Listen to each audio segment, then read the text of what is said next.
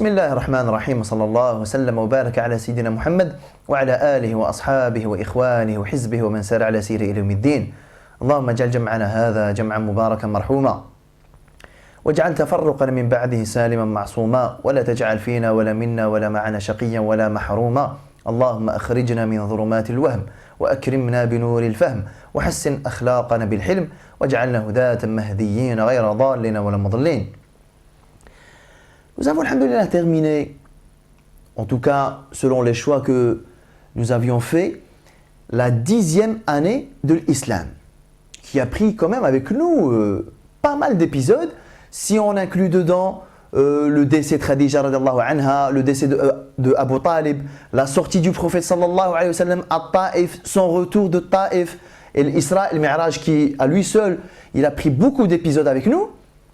Cette année, on avait avancé et on avait dit au départ que c'était une année riche en événements et sa grande particularité à cette année, c'est qu'elle est composée en deux parties. Une première partie, la première partie de l'année, qui est plutôt porteuse d'événements un peu tristes, attristants, il y a de la peine, il y a de la douleur, le double décès chez le Nabi sallallahu alayhi wa sallam de Khadija radiyallahu anha et de son oncle Abu Talib, l'échec de la sortie à Taïf, le mauvais accueil qui a été le sien sallallahu alayhi wa sallam chez Thaqif. Donc ça, on va dire la première partie de la 10e année. Très éprouvante, etc. La deuxième partie de la 10e année, plutôt porteuse d'espoir, plutôt porteuse de bonnes nouvelles, d'ouverture, et elle finit sur une note positive. La deuxième partie de l'année, c'est le retour du prophète sallallahu alayhi wa sallam de Taïf, l'islam de Addas, le chrétien, l'islam de l'Jinn, le retour facilité du prophète sallallahu alayhi wa sallam à Mecca, et bien entendu, l'honneur que Allah Ta'ala a réservé au prophète sallallahu alayhi wa sallam par le voyage nocturne, l'Isra et le Mi'raj. Donc là, on finit sur de la motivation, on finit avec un moral qui est très élevé. On finit sur de la conviction, sur de la fermeté et on finit sur une ouverture. Alors la 10e année, alhamdoulilah, elle a fini sur cet état d'esprit-là. Donc quand on rentre dans la 11e année, on ne peut pas penser à autre chose que le compte à rebours pour le hijra vers le Médina. 11e, 12e, 13e année. Les 3 dernières années à Mecca ne sont au fait là que pour amorcer et enclencher le processus de l'hijra qui s'est déroulé sur 3 années.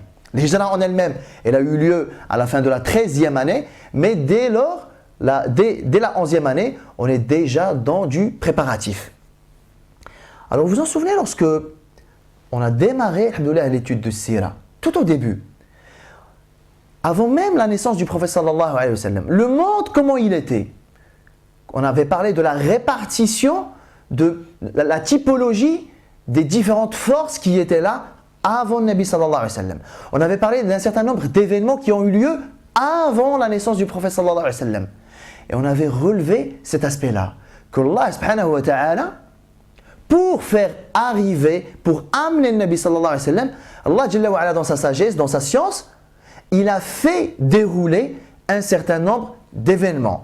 Allah Ta'ala a préparé le monde, la planète, il a préparé le monde à l'arrivée du prophète sallallahu alayhi wa sallam par des choses concrètes. La naissance même du prophète sallallahu alayhi wa sallam, elle a coïncidé avec des événements dans le monde. Et on avait, vous vous en souvenez certainement, lorsque nous avions commencé par aborder la naissance du prophète sallam, son enfance, sa jeunesse, etc. Vous avez bien remarqué que nous avons pris beaucoup de temps à parcourir la vie du prophète sallallahu alayhi wa sallam avant la prophétie. Son enfance, sa jeunesse, son commerce, son implication sociale, son mariage, etc. etc. Et on avait relevé de tout ça que Allah subhanahu wa ta'ala, à chaque fois, il prépare le Nabi sallallahu alayhi wa sallam directement sur sa propre personne, ou alors il prépare son environnement social, géographique même.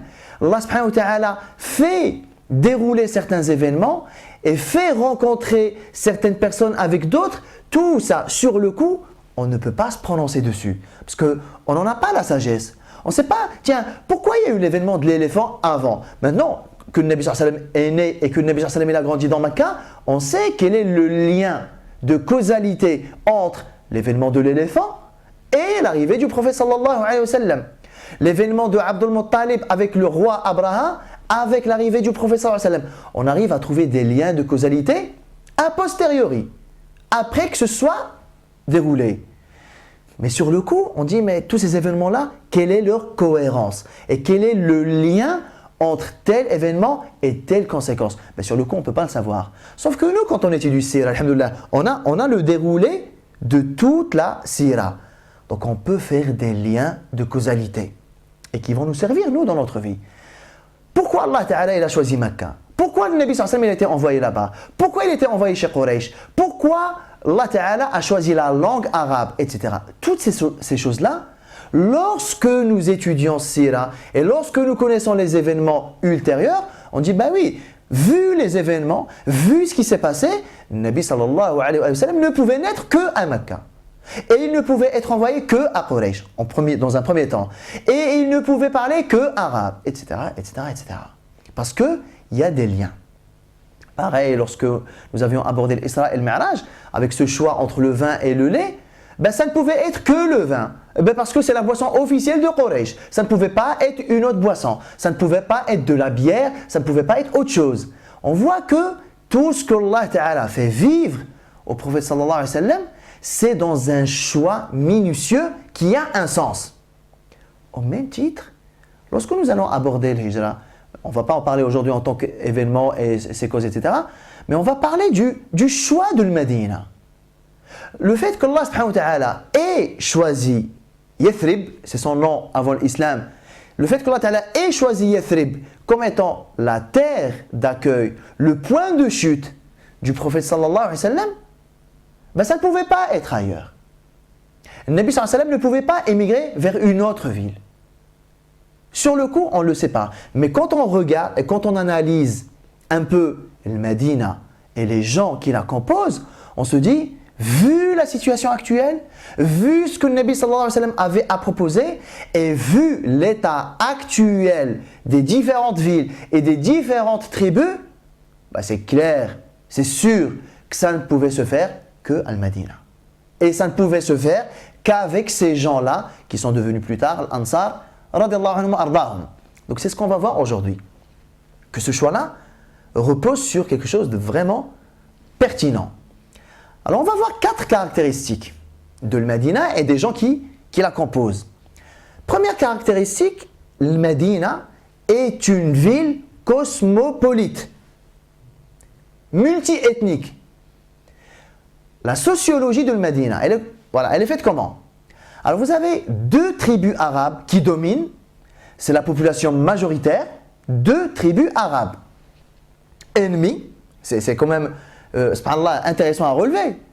Les 2 tribus qui sont majoritairement présentes à Al-Madina, à Yathrib, au moment-là, ne peuvent pas se sentir, ils ne peuvent pas se voir. L'Aous et la tribu de Khazraj, qui sont devenus plus tard l'Ansar. Donc on a 2 tribus arabes, tout le temps en conflit, majoritaire, et nous avons 3 tribus juives. 3 tribus différentes. Banu Nadir, Banu Qurayza et Banu Qaynuqa. Donc nous sommes ici dans une ville culturellement riche. Pas toutes les villes étaient comme ça. Parce que, rappelons que nous vivons dans un monde, à l'époque-là, qui est très fanatique du point de vue tribal. Vous vous rendez compte? C'est pas possible que 2 tribus déjà qui ne peuvent pas se sentir vivent sur le même lieu. C'est une exception. 2 tribus qui se tapent dessus tout le temps, pourtant qui vivent dans le même endroit. Ça, c'est une particularité. Une ville où vous avez des Arabes, des païens, avec des gens du livre dans la même ville, c'est aussi une exception. Alors cet aspect cosmopolite, alors en quoi il est intéressant? Pour le Nabi sallallahu alayhi wa sallam et pour les musulmans à Mecca, pour le Muhajirin. Pourquoi c'est intéressant? C'est intéressant parce que vous avez une ville pluriethnique, multiculturelle, où vous avez déjà 1, 2, 3, peut-être 4, 5 cultures. minimum, vous avez deux cultures. La culture arabe de l'Aws al-Khazraj et la culture juive des trois tribus, Nadir, Quraïda et Qaynuqa'. Donc au moins, vous avez deux cultures qui cohabitent. Au plus, vous avez peut-être 5, parce qu'il y a quand même des différences entre l'Aws et le Khazraj et des différences par-ci par-là entre les trois tribus juives. Alors lorsque vous avez une ville, vous avez un pays, vous avez un endroit géographique où il y a déjà au moins deux cultures complètement différentes qui cohabitent, ben, il est plus facile d'y faire venir une troisième culture. J'espère que la chose là elle est claire.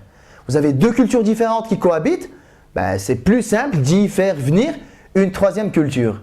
Contrairement à si vous aviez une ville complètement fermée culturellement, complètement hermétique, uniculturelle, là c'est difficile de faire venir autre chose.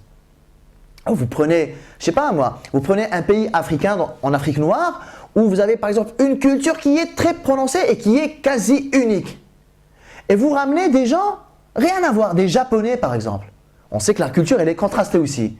Vous ramenez des Japonais et vous leur demandez de venir s'installer au Nigeria, par exemple, au Mali, au Togo, au Niger, etc. Vous admettez que c'est quand même compliqué. C'est deux cultures complètement différentes, c'est une première expérience. Ces mêmes Japonais-là, vous les prenez, vous les mettez aux États-Unis, là où c'est très pluriculturel, bah ça va quoi. Parce que le pays, il est habitué à la diversité. Il est habitué à la différence de pensée, à la différence vestimentaire, à la différence comportementale, à la différence même culinaire et gastronomique. Un pays qui est ouvert à cette diversité, il aura plus de facilité à accueillir encore une nouvelle diversité. Donc ça, c'est quand même un point positif pour le Nabi sallallahu alayhi wa sallam. Ils sont déjà habitués à voir des choses culturellement différentes. Nous à Mecca, on a quand même une culture différente. Bon, c'est vrai qu'on est des Arabes, mais quand même, les Arabes de Mecca et les Arabes de Yathrib, c'est pas vraiment la même chose. On en a même parlé dans une vidéo sur la sexualité. On avait dit que même le comportement sexuel des Arabes à Mecca, il est différent du comportement sexuel des Arabes à Yathrib. Mais puisque c'est pluriculturel, ça va. Donc ça, c'est un point positif qui facilite et qui est favorable, qui a favorisé l'arrivée du prophète sallallahu alayhi wa sallam et des musulmans mécois. Deuxième caractéristique, qui vient de la première d'ailleurs, bon, c'est pluriculturel, les Arabes et les Juifs. Ben tiens, parlons des Juifs. La deuxième caractéristique, c'est que Yathrib, c'est une ville, c'est une terre arabe qui est habituée à côtoyer des religieux. Ce sont des Arabes, païens, oui, certes, mais qui sont habitués aux faits religieux. Pour eux, la religion, ce n'est pas quelque chose d'étranger. Ah si, la religion, on sait ce que c'est. Le livre, on sait ce que c'est. Faire des prières, on sait ce que c'est. Jeûner, on sait ce que c'est. Etc., etc., etc. Pourquoi? Parce que les Arabes à Yathrib, l'Aws al-Khazraj, ils cohabitent avec les Juifs. Et les Juifs, ils ont une pratique religieuse visible. Ça veut dire quoi? Ça veut dire les gens, les Arabes majoritaires, Yathrib, l'Aws al-Khazraj, ils sont habitués à voir des gens ayant un comportement religieux qui est, on va dire ça, qui est un peu space. Ils ne sont pas comme nous, mais on est habitués. Leurs femmes, elles sont différentes, leurs enfants sont différents.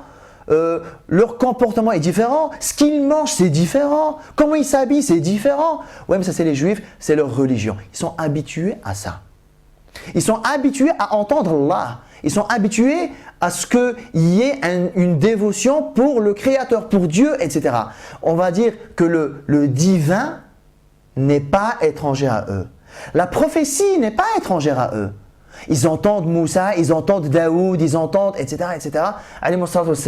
Ça veut dire les Arabes de Yathrib, contrairement à la majorité des Arabes dans la péninsule arabique, les Arabes de Yathrib, ils ont entendu des histoires des nations précédentes, comment Allah il a sauvé certains peuples, comment il en a fait périr d'autres, etc. Mais ils sont habitués à ça. Ça veut dire le jour où ils entendent parler d'un prophète, c'est pas choquant pour eux. Ah, peut-être que ça ressemble à ce qu'on entendait de la part des Juifs. Donc la religiosité à Yathrib est présente. Du coup, c'est quelque chose quand même de favorable à l'avènement du prophète sallallahu alayhi wa sallam. Lorsque vous avez déjà entendu parler de Pharaon, lorsque déjà vous avez entendu parler de Moussa alayhi salam, lorsque déjà vous avez entendu parler de tout ça, et qu'il y a un homme, un arabe de Mecca qui va venir vous dire, vous confirmer ce que vous avez déjà entendu, ça fait gagner un peu en crédibilité. Et lorsque cet homme-là va vous appeler à des choses, va vous appeler à la pureté, va vous appeler à la modestie, il va vous appeler à la chasteté, il va vous appeler à Allah subhanahu wa ta'ala, c'est pas vraiment choquant. Parce que c'est pas si différent que ça de ce que vous avez l'habitude d'entendre. Donc ça, c'est quand même, ça a été favorable. Ça ne pouvait pas se faire ailleurs. Parce que ailleurs, prenons Thaqif par exemple, des gens païens à 100%. Les prophètes, tout ça, jamais entendu parler. Première caractéristique, c'est que c'est cosmopolite, pluriethnique, et donc c'est favorable à l'accueil d'une nouvelle culture. Du fait du côtoiement des Juifs, Yathrib donc est une ville avec quand même une certaine spiritualité et une certaine religiosité, favorable à l'avènement d'une religion. Troisième caractéristique de Yathrib et des gens qui la composent, c'est que c'est une ville qui n'en peut plus et qui en a assez des guerres. Ils sont fatigués. On n'en peut plus. Et subhanallah, regardez. Pendant que le Nabi sallallahu alayhi wa sallam, il a déjà été envoyé à Mecca, à Yathrib a éclaté une des pires guerres de l'histoire de l'Aws et le Khazraj. On appelle ça la guerre de Bou'ath. Yawmu Bou'ath. Bou'ath, c'est un endroit, c'est un petit patelin à l'extérieur de Medina, où se sont tapés dessus l'Aws et le Khazraj. Mais quelque chose de méchant. Une guerre sans pitié, qui a impliqué non seulement l'Aws et le Khazraj, mais elle a impliqué aussi les Juifs. Les Juifs ont soutenu l'Aws. Initialement, il y a eu des rumeurs. Le Khazraj, ils ont entendu dire que les Juifs, ils étaient en train de faire un peu des choses en sous-marin pour soutenir l'Aws, pour venir à bout de nous, le Khazraj. Ils ont entendu ça.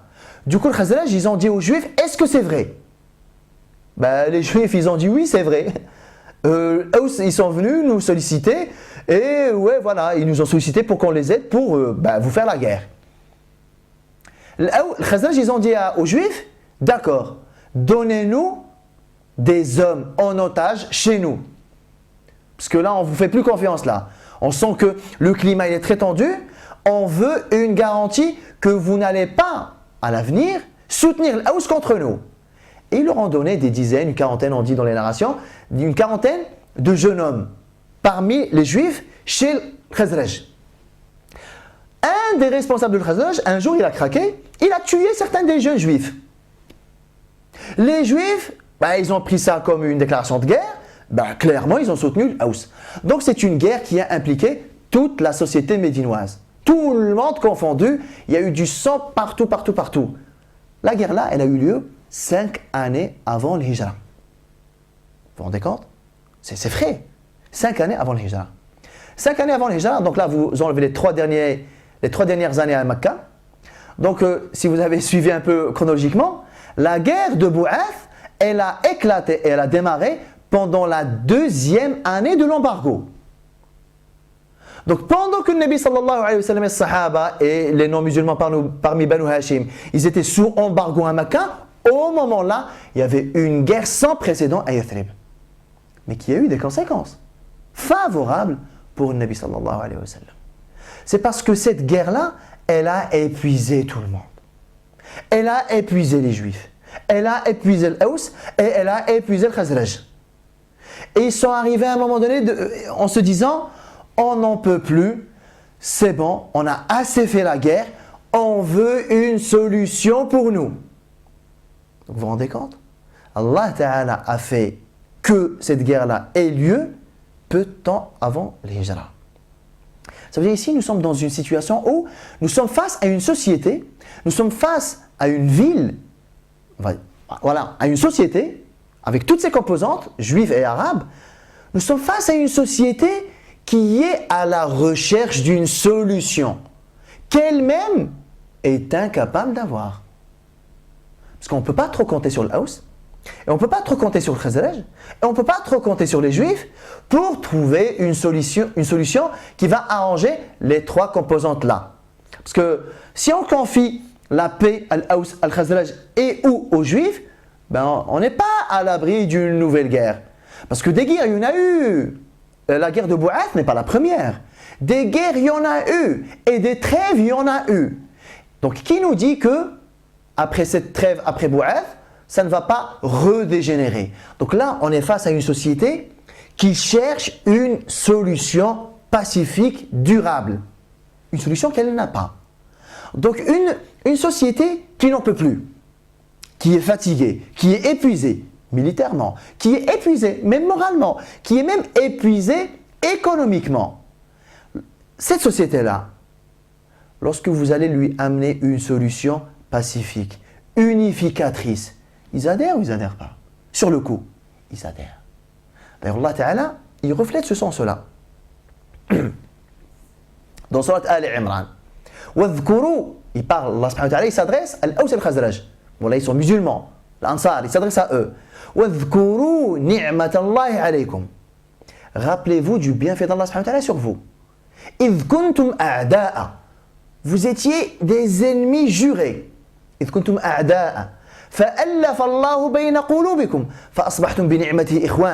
Allah Ta'ala a lié vos cœurs et vous êtes devenus par son bienfait, par sa grâce, des frères. Ça veut dire que l'islam il est venu en unificateur de ces tribus ennemies, on va dire des tribus jumelles, c'est des sœurs, mais elles étaient ennemies. Et il n'y avait rien d'autre à part Allah subhanahu wa ta'ala, à part les liens de l'islam, à part le Nabi sallallahu alayhi wa sallam, pour pouvoir les unifier de cette manière-là. C'était même quelque chose d'inconcevable. Quoi? L'Aws et le Khazraj, la main dans la main? Qu'est-ce qui pourrait bien les unifier? On n'en sait rien. Mais en tout cas, on est demandeur. Lorsque vous avez une société qui est au plus bas de ce point de vue-là, lui faire venir une solution, vous savez, c'est comme quelqu'un qui a soif. Lorsque vous lui ramenez à boire, vous pouvez être juif, vous pouvez être chrétien, vous pouvez être athée, vous pouvez être ce que vous voulez. Ce qui l'intéresse lui au moment-là, c'est de boire. Le Nabi sallallahu alayhi wa sallam, il est venu avec la solution que l'Aws et le Khazraj attendaient. Donc c'était un peu aussi facilité de ce point de vue-là. Je prêche des gens qui sont presque, qui n'attendaient que moi en fait. Donc ça va. Donc vous voyez comment les trois caractéristiques-là, les trois événements-là font que le travail du prophète sallallahu alayhi wa sallam avec l'Ansar a été grandement et hautement facilité. Et on comprend un peu que le Nabi sallallahu alayhi wa sallam ne pouvait pas aller ailleurs qu'à Medina. Quatrième caractéristique des gens de Medina, vous savez, de nos jours, lorsque les gens ils vont au Hajj, ça dépend. Il y en a qui commencent par le Medina et qui commencent par Mecca. Moi, alhamdoulilah, j'ai commencé par les deux, donc je vois un peu les différences. J'ai déjà fait le Hajj en commençant par le Medina et j'ai déjà fait le Hajj en commençant par Mecca. Et vous demandez à n'importe qui, tout le monde vous dira exactement la même chose. À Mecca, on sent une tension, une dureté, un esprit qui est quand même imposant. Al-Madina, on sent la paisibilité. C'est paisible. On dirait, on est en off, en pause. Mecca, c'est très stressant. Al-Madina, c'est très apaisant. Vous demandez à n'importe qui, tout le monde vous dira ça. Les gens à Mecca, oula. Les gens à Al-Madina, waouh, subhanallah, très accueillants.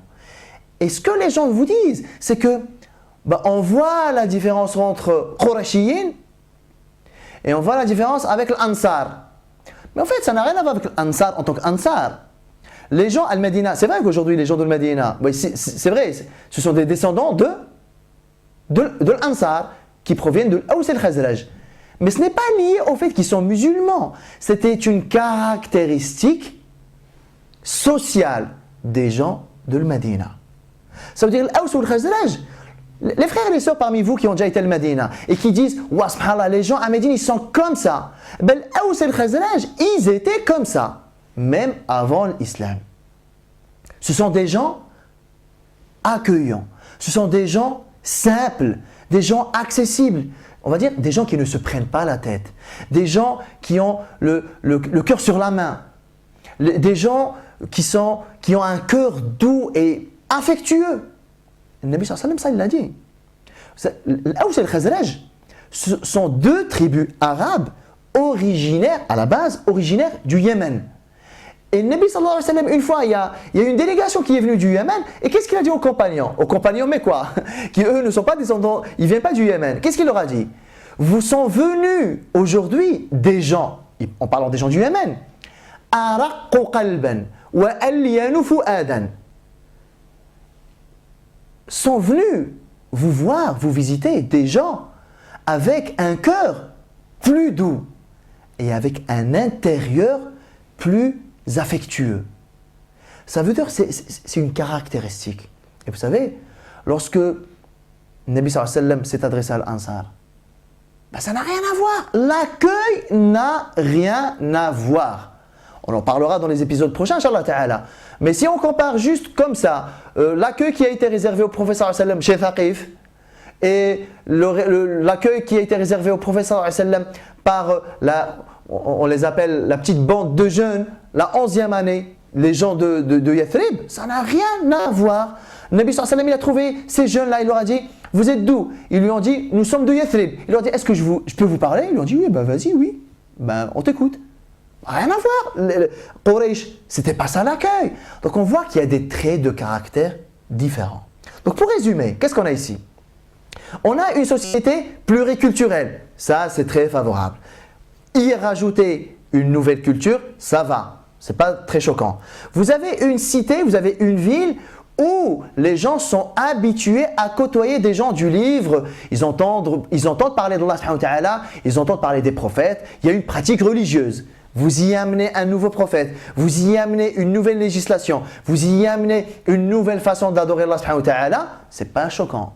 Vous avez une société qui est fatiguée et épuisée de ce qu'elle a laissé pendant des siècles, des années de guerre, et très récemment, lors de la guerre de Bou'ath.